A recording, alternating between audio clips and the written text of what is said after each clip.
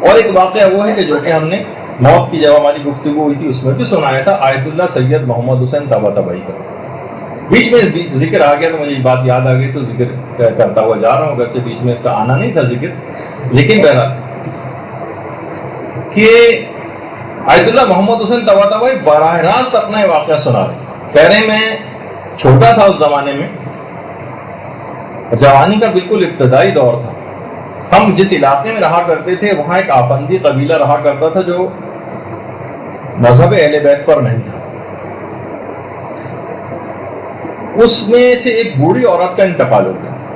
اس بوڑھی عورت کی ایک بچی تھی، ایک بیٹی اس کی، ماں سے اتنی زیادہ جذباتی وابستگی رکھتی تھی کہ اس نے رو رو کے اتنا برا حال کیا اور ایسی دیوانہ وار کیفیت ہو گئی کہ ماں کو کسی صورت چھوڑ نہیں رہی تھی. یہاں تک کہ ماں کو جب قبر میں لٹایا تو اس کی اتنی بری حالت ہو گئی کہ لوگوں نے گمان کیا کہ اگر اس کو ماں کے ساتھ نہیں رہنے دیا گیا تو یہ خود اسی وقت کہیں نہ مر جائے.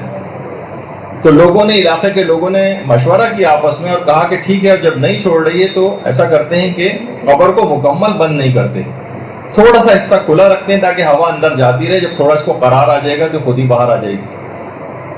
بہرحال شام کے وقت دفن کیا گیا تھا اس کو.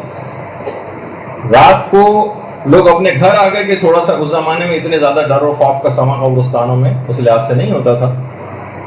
اس کو بہرحال چھوڑ دیا قبر میں ماں کے ساتھ. یہ خود، اچھا یہ الگ سے کوئی واقعہ نہیں، آیت اللہ سید محمد حسین طباطبائی نے خود یہ واقعہ کہا کہ ہمارے اپنے محلے میں پیش آیا. کہہ رہے اگلے دن جب لوگ اس کو گئے، اس کو لڑکی کو دیکھنے کے لیے، اس کو نکالنے کے لیے، تو دیکھا جب کہ بہت ہی عجیب و غریب منظر ہے. وہ لڑکی جو کہ جوان تھی کسی بڑھیا کی جیسی شکل کے اندر تبدیل ہو گئی، چہرے پہ جھریاں پڑ گئی اور سر کے سارے بال سفید ہو چکے. اس سے پوچھا یہ کیا ماجرا، یہ کیا حال تمہارا ہو گیا؟ کہا کہ جب رات ہوئی آپ لوگ سب چلے گئے تو اس وقت اچانک سے قبر میں کچھ شخصیات تشریف لائیں اور میری ماں سے آ کر سوال و جواب کرنے شروع کی. تیرا رب کون ہے، تیرا رسول کون ہے، تیری کتاب کون سی ہے، تیرا قبلہ کون سا ہے، تیرا نبی کون ہے. یہاں تک کہ جب اس عورت سے یہ پوچھا ان شخصیات نے کہ تیرا امام کون ہے، تو وہ عورت خاموش ہو گئی، کیونکہ مذہب اہل بیت پر نہیں تھی، ولایت علی کو نہیں مانتی تھی. وہ خاموش ہو گئی.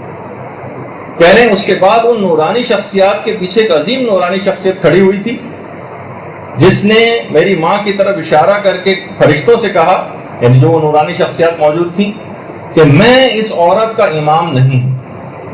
اور یہ کہہ کے وہ شخصیت واپس چلی گئی. کہہ رہے بس ان شخصیت کا جانا تھا کہ فرشتوں نے آگ کے گرز نکالا اور میری ماں کے اس طرح سے مارا کہ پوری قبر جو ہے وہ آگ سے بھر گئی. اور اتنا دہشت زدہ کرنے والا وہ تھا کہ یہ جو میری حالت آپ کو نظر آ رہی ہے اس رات کے اس واقعے کی وجہ سے.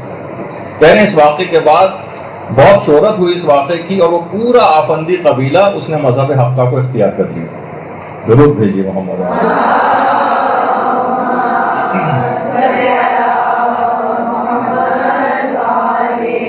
تو اس اعلان ولایت کو قبول کیے بغیر